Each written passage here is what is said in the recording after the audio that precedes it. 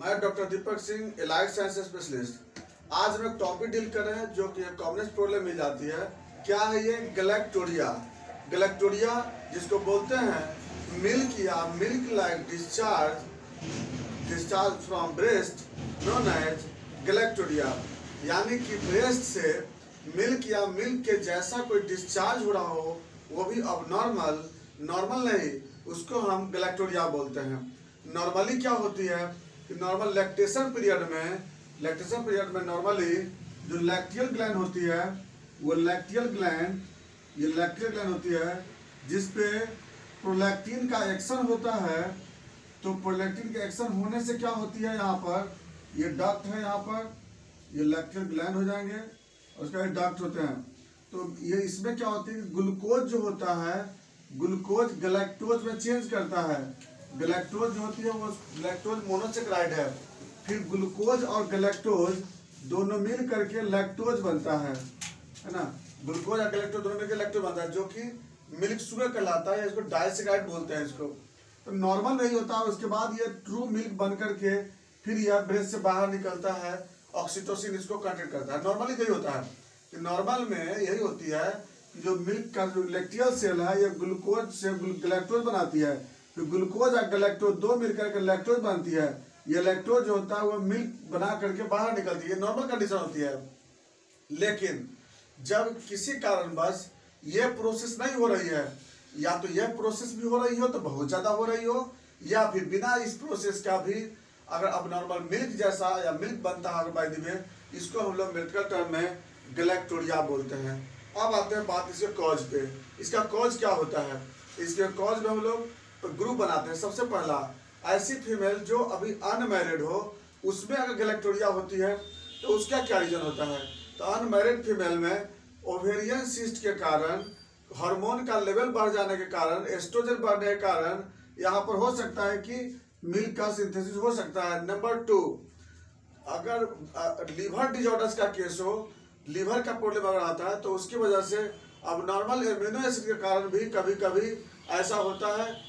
Number 3, thyroid disease, hyperthyroidism के कारण thyroxine का लेवल बढ़ जाने के कारण यह हो सकता है कि इसका स्टिमुलेशन बढ़ जाता है। अगला, हाइपरप्रोलेक्टेमिया, प्रोटीन का लेवल बढ़ने के कारण यह जो सेल है यह हाइपरट्रोफी हो करके या फिर अबनॉर्मल मिल्क का सिंथेसिस करने लगता है। नेक्स्ट कॉज आते हैं फिर पिट्यूटरी डिजॉर्डर्स। पिट्यूटरी एडिनोमा होने के कारण या हाइपोथैलेमिक डिजॉर्डर होने के कारण यह डिजॉर्डर्स देखने को मिल जाता है। उसमें क्या होती है कि अबनॉर्मल स्टिमुलेशन हार्मोन, जो जितना भी स्टिमुलेटिंग हार्मोन होती है वो बढ़ जाती है। नेक्स्ट कॉज होते हैं brain head injury. Head injury के कारण भी कभी कभी होता है क्या कि अबनॉर्मल ऑक्सीटोसिन वगैरह बनना स्टार्ट हो जाती है, उसके कारण ऐसा हो सकता है। नेक्स्ट हो जाते हैं इसमें फिर ओवर सेक्सुअल एक्साइटमेंट, उसके कारण भी कभी कभी क्या होता है कि ऑक्सीटोसिन का लेवल बढ़ जाने के कारण भी कभी कभी ऐसी कंडीशन देखने को मिल जाता है। नेक्स्ट क्या आते हैं फिर स्ट्रेसफुल लाइफ, उसके कारण भी क्या होती है कि अबनॉर्मल हार्मोन का सिंथेसिस बॉडी में बढ़ने लगता है, हार्मोन इम्बैलेंस हो जाती है। नेक्स्ट आते हैं फिर न्यूरोलॉजिकल ड्रग्स, कुछ ऐसी न्यूरोलॉजिकल ड्रग्स जो लंबे समय के लिए यूज करते हैं तो उसके कारण भी कभी कभी यहाँ पर गैलेक्टोरिया मिल जाता है।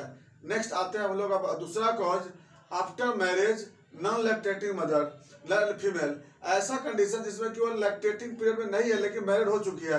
कब हो सकता है ऐसा? या तो एवर्सन की ड्रग्स लेने से या एवर्सन के कारण सबसे ज्यादा होती है।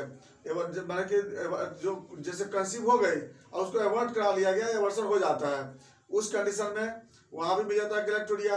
नेक्स्ट कंडीशन होता है कंट्रासेप्टिव ड्रग्स, कंट्रासेप्टिव ड्रग्स लेने के कारण भी गैलेक्टोरिया मिलता है। नेक्स्ट आते हैं ब्रेस्ट ट्यूमर, ब्रेस्ट ट्यूमर के कारण भी गैलेक्टोरिया मिल जाता है। ये था मेरा कहाँ पे नॉन प्रेग्नेंट में या फिर नॉन लैक्टेटिंग कंडीशन में। नेक्स्ट आते हैं फिर लैक्टेशन पीरियड में। लैक्टेटिंग कंडीशन में क्या होती है कि जब वह लैक्टेटिंग पीरियड में आती है तो प्रोलैक्टिन का अमाउंट बढ़ जाने के कारण या फिर अबनॉर्मल पिट्यूटरी से सिंथेसिस होने लगता है जब प्रोलैक्टिन, तो उसके कारण वहाँ पर क्या होता है कि यहाँ पर हार्मोन का ये मिल्क का सिंथेसिस अबनॉर्मल बढ़ जाती है।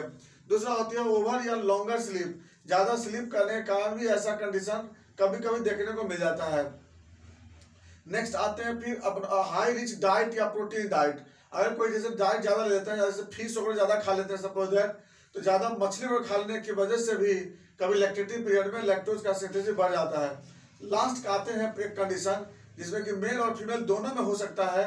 जैसे कि हम जानते हैं एक टेराटोमा, टेराटोमा बोलते हैं कि जब जर्म सेल में जब बेनाइन ट्यूमर होती है तो उसको हम टेराटोमा बोलते हैं। और उसमें क्या होता है कि एससीजी का सिंथेसिस होने लगता है, तो मेल और फीमेल दोनों में एससीजी बनने लगता है। ये एससीजी टेराटोमा से बनता है, टेराटोमा जर्म सेल ट्यूमर को बोलते हैं, और इसके कारण भी गैलेक्टोरिया मिलता है। और यही एक ऐसा केस होती है जिसमें कि मेल में एससीजी भी बन जाता है और इसके कारण मिल्क का सिंथेसिस भी होने लगता है, उसको टेराटोमा बोलते हैं। अब आते हैं बात सिम्टम पे। सिम्टम क्या होंगे? पहला सिम्टम तो ये होगा कि इसमें इन्फेक्शन हो जाएंगे ज़्यादा डिस्चार्ज होने से, और प्लस हो सकता है ट्यूमर हो सकता है, कैंसर भी डेवलप हो सकता है, इसमें मेस्टाइटिस डेवलप हो सकता है। और हाँ, मेल में कॉज और भी देखने को कभी मिलता है गायनेकोमेस्टिया से। मेल में गायनेकोमेस्टिया एक कॉज आता है जिसके कारण भी कभी कभी ऐसा कंडीशन होता है। खैर, तो बात सिम्टम पे आ रहे थे हम लोग। तो मेन सिम्टम इसमें क्या आता है हम लोग? इसमें बॉडी वेट लॉस होगा इसमें, उसके बाद प्लस जीआईटी डिजॉर्डर्स इसमें देखने को मिल जाता है, ये होता है। इसके बाद नेक्स्ट आते हैं फिर कॉम्प्लिकेशन। कॉम्प्लिकेशन में वेट लॉस होंगे, इन्फेक्शन होंगे, दो चीज आती है इसमें। नेक्स्ट आते हैं इन्वेस्टिगेशन। इसके लिए इन्वेस्टिगेशन क्या कराएंगे हम? तो सीरम प्रोलैक्टिन कराते हैं तो उसमें बढ़ा हुआ मिलता है।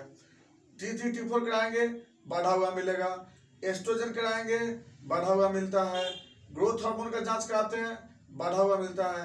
ये सब कुछ ऐसे होते हैं जिसके कारण जो होती है वह हार्मोन बढ़ जाता है। नेक्स्ट आते हैं फिर अगर हमको अल्ट्रासोनोग्राफी करा के देखते हैं, यूएसजी कराते हैं ब्रेस्ट का, तो हो सकता है कि उसमें ट्यूमर मिल सकता है। यूएस जो ब्रेस्ट कराने पे या यूएस जो मेमोग्राफी कराते हैं तो उसमें ट्यूमर मिल सकता है। नेक्स्ट हम लोग कराते हैं यूएसजी ऑफ लोअर एब्डोमेन, उसमें क्या मिल सकता है? उसमें ओवेरियन ट्यूमर, ओवेरियन सिस्ट मिल सकता है। ये था उसका इन्वेस्टिगेशन। नेक्स्ट आते हैं मैनेजमेंट। मैनेजमेंट के लिए क्या करते हैं हम लोग? सबसे पहला मैनेजमेंट ये होती है कि हम लोग जो डिजॉर्डर्स होती है, थायराइड डिजॉर्डर्स या लिवर डिजॉर्डर्स या रीनल डिजॉर्डर्स, उस सब के लिए हम लोग पहले ट्रीटमेंट करते हैं। सेकंड आते हैं फिर जो हाई रिच डाइट, जो प्रोटीन डाइट लेते हैं उससे अवॉइड करते हैं हम लोग। उसका कंट्रासेप्टिव ड्रग्स अगर ले रहे हैं तो कंट्रासेप्टिव ड्रग्स से अवॉइड करते हैं, और ये सब मैनेजमेंट कर सकते हैं उसमें। फिर जो स्ट्रेसलेस रहना चाहिए, योगा, मेडिटेशन, ये बहुत इंपॉर्टेंट होती है, इसकी ये करते हैं हम लोग। नेक्स्ट आते हैं होम्योपैथी मेडिसिन। होम्योपैथी मेडिसिन में इसमें आता है नेट्राम्यूर है, कैलक्रिया फ्लोर है, कैलक्रिया कार्ब है, चिमाफिला है, पल्सेटिला है, लाइगोपोडियम है। ये सब मेडिसिन जो है, लैपिस एल्वा भी है, कोनियम भी है, ये सब मेडिसिन चलाते हैं। इसमें कोनियम हाई पावर में 1 में या फिर 10 में 1-2 चलाते हैं। कैलक्रिया फ्लोर है, इसको डायलूशन में चलाते हैं। कैलक्रिया कार्ब है, डायलूशन में चलाते हैं। नेट्राम्यूर बायोकेमिक में देते हैं। ये सबसे बहुत अच्छा हेल्प मिलता है। ये था मेरा गैलेक्टोरिया। नेक्स्ट बातें नेक्स्ट वीडियो में। थैंक्स।